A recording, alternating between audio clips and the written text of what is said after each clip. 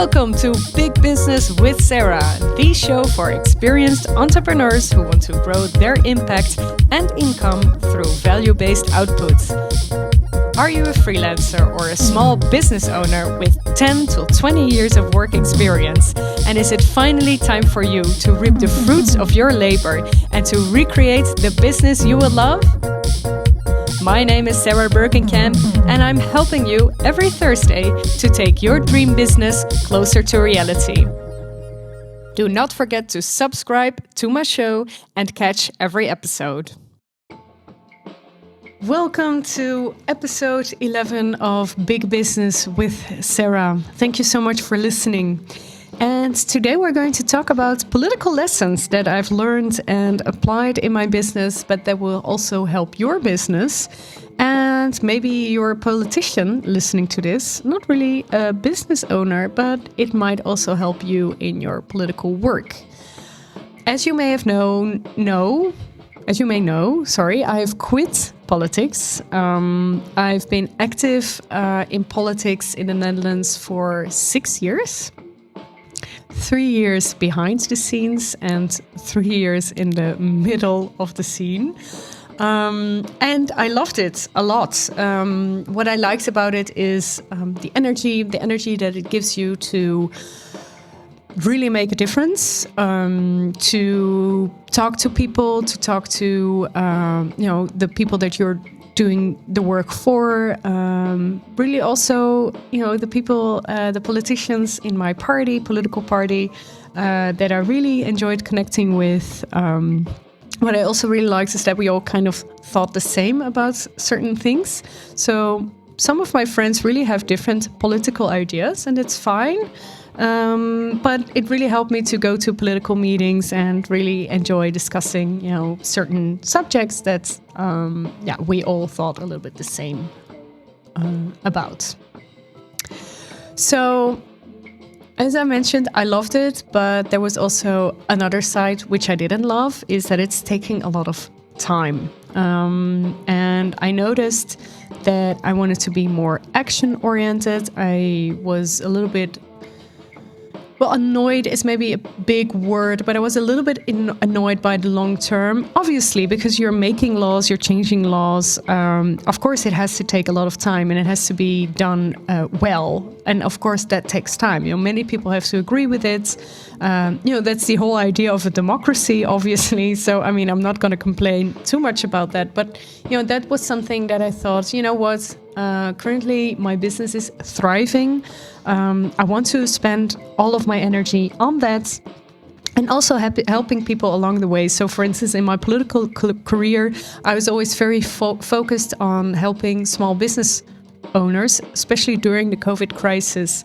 And I made different plans on making freelancers and small business owners in Amsterdam, because I was active in Amsterdam, better.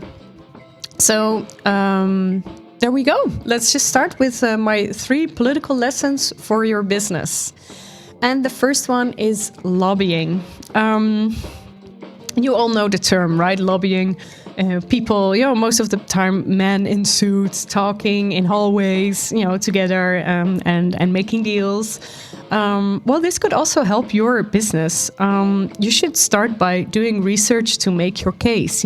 What does, for instance, my ideal client want? What does, the people of Amsterdam want? And you can do this research by talking to people. And also, whilst you're talking to people, listening to people, get people behind your idea and make yourself credible. So, for instance, this podcast for me, in a weird way, could be a form of lobbying, because you're listening to me, you're thinking, maybe Sarah is right for me because she's saying some things that I like, some things that make sense. So this is for me a way to lobby my way into your business. This sounds very scary, I'm sorry. So I want to remind you to always think of someone else's interest first and then communicate yours and try to apply your idea to their interest. What also helps in lobbying and really making your case is to practice with debating. I always loved organizing for most of the times debates. And I love to challenge people to think of arguments from both sides. That's what you do in politics. You have to be prepared for what the other is going to say, so you are already preparing your reply, obviously. So lobbying, really thinking of someone else's interests, communicating yours, trying to find a loophole that you're saying, like, hey, you're saying this, you know what, I have a solution for this. And really think about the arguments from both sides. So for instance, your client saying, I'm not having enough money, then you can say, well, I want to help you make more money so you can afford me and maybe also someone else. I'm just making something up here. So really lobbying is a great way to get people behind your business, get people understanding what you can help them with. The second tip I want to give you is campaigning. And I want to say I want to share something with you about the female presence in politics and in business, actually. So we all know that in politics, there's not enough women. I mean, at least it's not 50-50 in most countries. I think in Northern Europe, there are a few countries that are very actively trying to make politics, or actually do have political representation of more than 50% of women, but still it's most of the time a man's job. We also know that in the startup world, and seed money and angel investors, etc., are very focused on male entrepreneurs, male-led startups. I think it was, the seed money was 96%. I'm not really sure. So don't really, don't get back to me, or maybe do get back to me if you know this for sure. But 96% of the seed money is going to men and 4% to women. So many businesses are not, many businesses are led by women, but maybe women don't feel represented by angel investors or are not being encouraged to get some money. So this is the same problem as well in politics as in business, and actually on many parts of the world and in different sectors. But it is very important to have a female presence because it's necessary to shine a light on important and forgotten cases. So for instance, talking about maternity leave, maybe healthcare,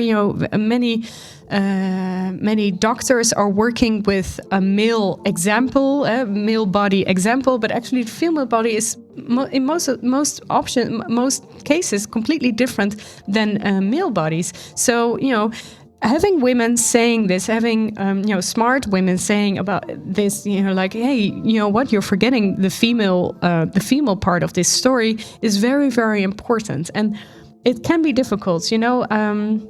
You're always, you're never the majority. So there's always going to be people who are against your idea. They think, no, it's a small female problem. It's not a problem. What? I'm a feminist. I know exactly, what I'm talking about. I'm hearing this a lot. But I want to ask you not to be afraid to hold back. And something I really learned is to speak up. And, maybe people don't like it. And you have to be prepared for getting back, feedback. I never really liked it, of course. But yeah, it's just part of the game.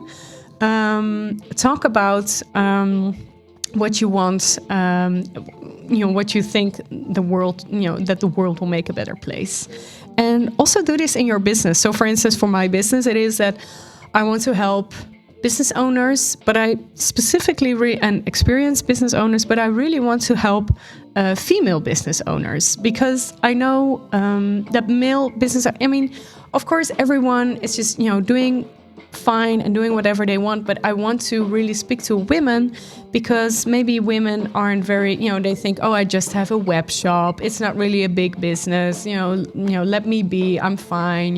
My husband is making all the money. No, you're fine. I can empower you. Let's do it. Let's make your business bigger than your husband's. And also, what is very important is talk about what you've done to help the world. So this is something that I've learned in politics, just always talking about what I've done to help others, what I've done to help you. So really, getting those reviews, really letting other people talk about you and let them campaign for you. And my third tip is, and that's a little bit more general, is really think about your goal plus your role in society. If you would look back at your career or at your life in a couple of years, or many years, maybe 50 years from now, what has been your role in society? What has been your impact? What have you reached for other people? How many people have you helped? Write this future letter to yourself and really think about, all right, thank you for doing this. Thank you for reaching this goal, because it's going to be so much easier if you have your goal in mind to actually work towards that. And with some simple tweaks, really, you can reach a much larger audience. And I really want to encourage you. If you're a politician or are you a business owner, really think about the impact you want to make on the world. Because obviously, both being a politician and being a business is standing up and wanting to change something, right? This is one of the reasons that you're doing this. You're not going to spend 20 hours a week in politics just, because you think you have nothing else to do. No, you really have to have some sort of passion or mission and vision. Write it down, communicate this, lobby this, campaign about this, and think about it and rethink about that goal.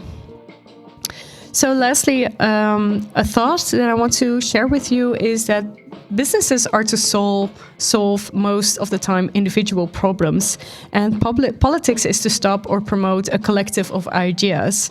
And I really want to invite you to choose your path in this. And I've definitely chosen for my business path, but I'm not sure. Maybe I will come back because I want to change things. And the reason why I wanted to be in politics was that I wanted to make a change for people who are, from different sorts of backgrounds, maybe that their parents didn't study. And I wanted to encourage people in the Netherlands specifically to, keep on going, never give up, and make a country that is working out for them, based on education, sports, music, health, living.